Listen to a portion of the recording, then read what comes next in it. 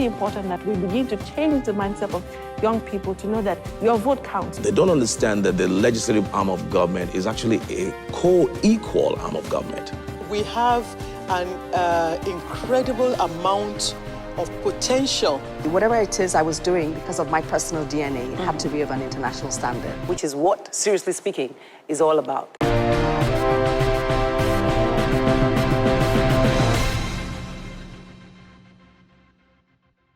Good evening. You know how it is that you want a particular kind of soft drink and one name comes to mind?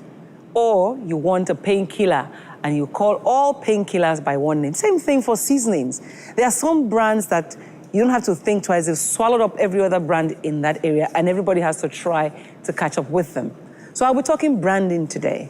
And I'm talking branding with somebody who is literally an expert that is today recognized globally, but working right out of here, Nigeria. That person you will meet in a short while, so I advise that you take up your notes and you'll be learning some real valuable lessons while listening to the story of my guest, who I have described as a brand Amazon. I'll be back in a short while. Chizo Malize is the managing partner and chief executive officer of BrandZone LLC, a globally inspired, multidisciplinary branding and marketing consulting firm in Nigeria. With close to 2 decades of experience in branding and marketing management, Chizo has had the opportunity and responsibility of managing several international brands in the local markets. They include BMW, Range Rover, Qatar Airways, Access Bank, Costaris Group, the George Hotel, amongst others. Chizo Malize shares more on her passion to help organizations maximize their branding and growth potentials. Yes, like we've heard in that awesome bio that we did in the little documentary before we came here, Chizo is a brand Amazon. If you want to look at it like that. And more interestingly, she recently put together a very fantastic conference on branding right here in Lagos, which we show clips of. But first, let me introduce and welcome Chizo to the studio. Hi, Chizo. Hi, Adaiswa. It's nice to have you here again. Thanks for having me here again. You know, I mean, when I describe you as a brand Amazon, what does that do to you?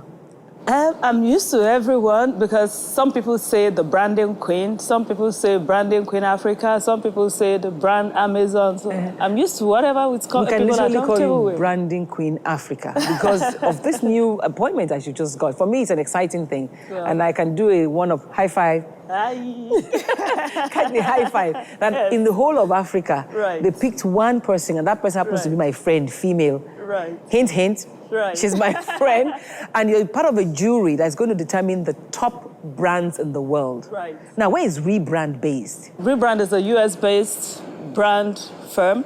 What Rebrand does actually is to set strategic direction for brands to ensure that brands consistently excel.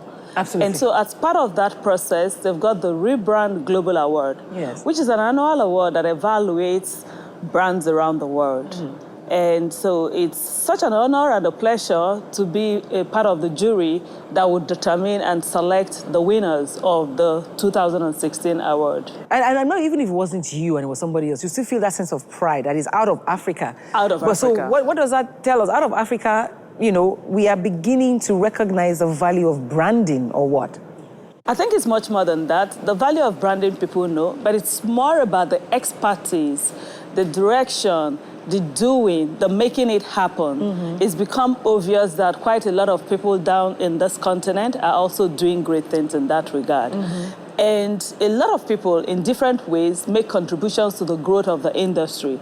But this is in recognition of the fact that besides the investments in businesses, besides helping businesses have strategic directions in how best to grow their brands and how best to become profitable with investments in branding, there is also somebody who is working beyond that to see that there is growth in the industry through knowledge, through inclusion, through getting a whole lot of people mobilized to understand and elevate the profile of branding and, of course, the quality of output. Tell me, looking at how did brand excellence become your way of life? Because you now run a company called BrandZone. Yes. But you spent most of your career working within organizations and changing the brands within those organizations. I mean, one that comes very quickly to my head is Access Bank. I will never forget, you know. That was a very transformational one in terms of impact, in terms of growth, and it's so exponential. And it's a brand that I'm excited about all the time, and I make reference to because the world can see it. And so talking about the path, because I think that's what your question is, how did I get here?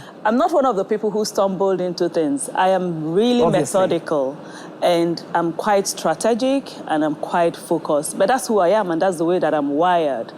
I started out wired. God made you like that, or you chose to be like that, or you...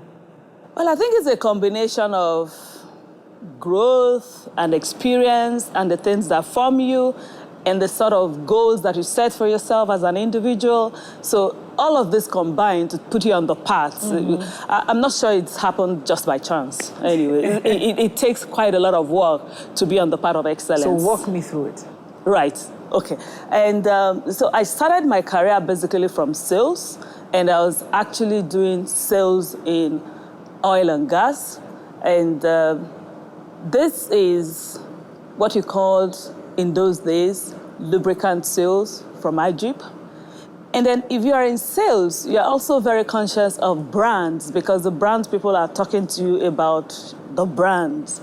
And then I also very fortunately had a career switch that took me into value card. Finance sector. Now, value card exposed my minds and eyes to really what branding is, because working as a marketing manager and having the responsibility of creating something new from nothing.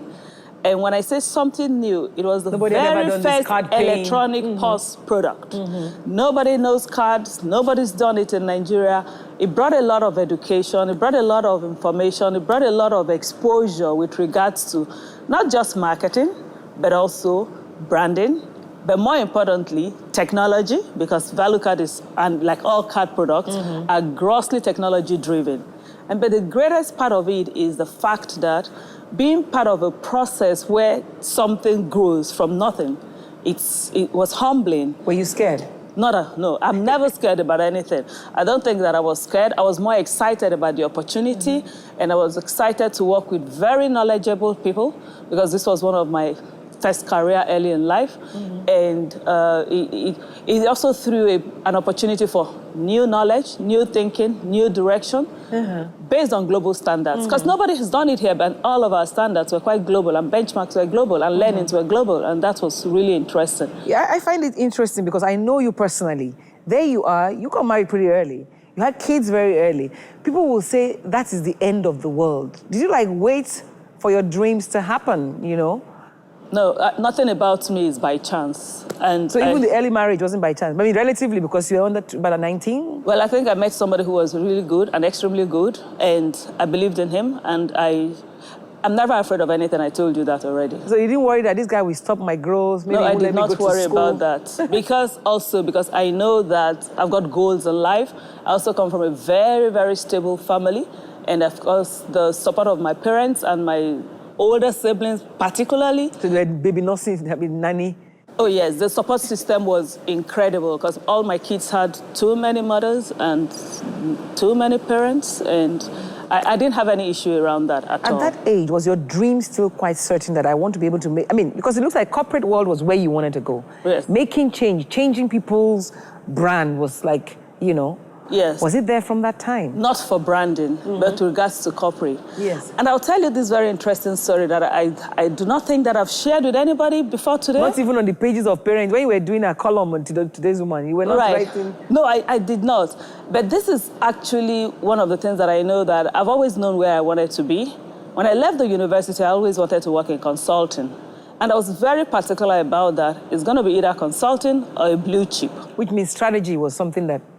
Because I think I'm wired for that. And when I left the university, I made a note of the places that I wanted to work. And Arthur Andersen ranked #1, because consulting is all I wanted to do, 1. Then the only other option that I gave myself was I must work in a blue chip. And I made a note of those ones. It's going to be either Procter & Gamble or Unilever. It's incredible. Girl, dreaming absolutely, you know, so leaving school and getting onto the path that I got onto, from sales to marketing and branding, I know that it's more about the drive. So I thank you very much for being on the show, Thank my you sister. I for appreciate having it. me. And if nothing else, we should remember that we should begin to think branding. And hopefully next year we'll be at the conference again. Everybody should be at the conference. It's a platform. That's where to be. It becomes a platform for branding. Thank you so much. I wish you well. I hope my brand will be one of the top 10 when you finish. Absolutely. Do some. Thank you so much. Thank you. And thank you for having me. watching. We'll see you again next week. Good night.